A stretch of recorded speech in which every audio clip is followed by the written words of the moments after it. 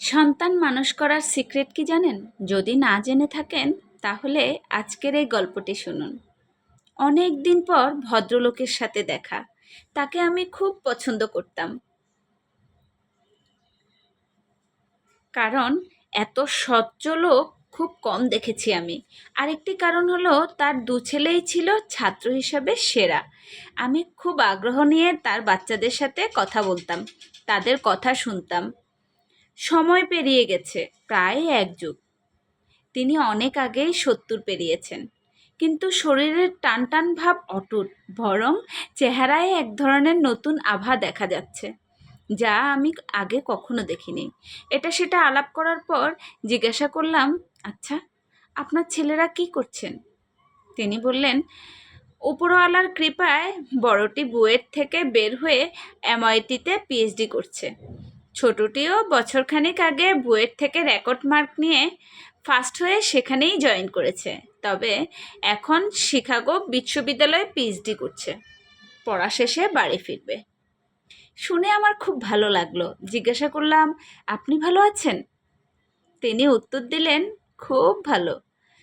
বছরে একটি সময় ওদের সাথেই কাটাই, বাকি সময় দেশে আগের কোম্পানিতেই চাকরি করে। মালিক আমাকে ছাড়েননি।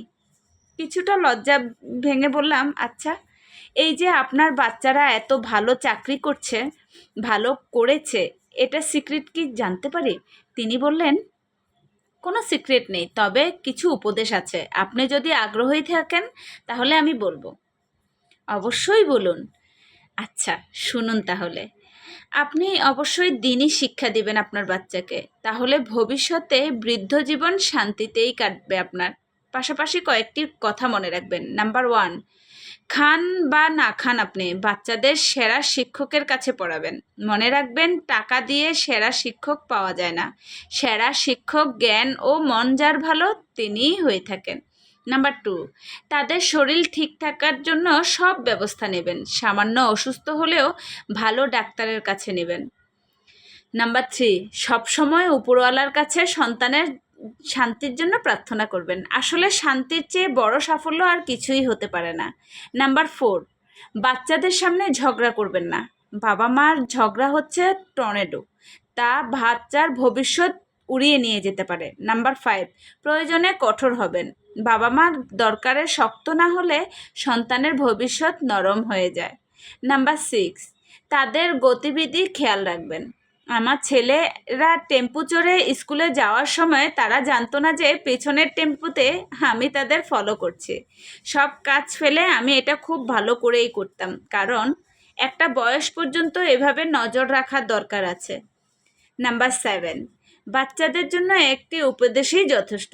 তা হলো, তুমি মানুষ, তুমি পশু নয়। তাই তোমাকে মানুষের মতো ব্যবহার করতে হবে, মানুষের মতো আচরণ করতে হবে, পশুর মতো নয়। নাম্বার 8, স্ত্রীকে ধন্যবাদ দিবেন, কারণ আসলেই বাচ্চারা মানুষ হয় মায়ের হাতে। বাবারা তেমন সময় দিতে পারে না। একটানা কথা বলে তিনি এবার দম নিলেন, তারপর বললেন, বাচ্চা মানুষ করার জন্য এগুলোই যথেষ্ট, আর কিছু লাগবে না। ভদ্রলোক হাসছে। তাতে এক ধরনের আলো আছে, আর আমি সেই আলোই ডুবে যাচ্ছি। সত্যি অসাধারণ। বাচ্চা পালন করতে কোটি কোটি কাড়ি কাড়ি টাকা লাগে না, শুধুমাত্র আপনার ভিতরের মনুষ্যত্ব, ভালো মনুষ্যত্বটাই তাদের সামনে প্রকাশ করবেন। আপনি আপনার বাচ্চার সামনে মিথ্যা কথা বললেন, আপনি আপনার বাচ্চার সামনে কারো উপর জুলুম করলেন, আপনি আপনারই বাচ্চার সামনে আপনারই আত্মীয় স্বজনের সাথে খারাপ ব্যবহার করলেন, আপনার বাচ্চাটাও তো তাই শিখছে, ঠিক না? কারণ সবসময় আমরা জানি যে একটা জিনিস ফলো করবেন, একটা সন্তান, একটা বাচ্চা কিন্তু একদম মানে হুবহু তার বাবার মতো হয়, ছেলে বাচ্চাগুলো। আর মেয়েগুলোও কিন্তু তার মায়ের মতো হুবহু হয়। কেন জানেন? কারণ তারা আশেপাশে মানুষ থেকে শেখে না, শিখে হচ্ছে বাবা মার থেকে। বাবা মা যে আচরণটা তাদের সাথে দেখায়, তারাও কিন্তু ফিডব্যাক এটাই তাদের ভিতরে এটা গ্রহণ করে এবং সেটাই তারা দেখায়।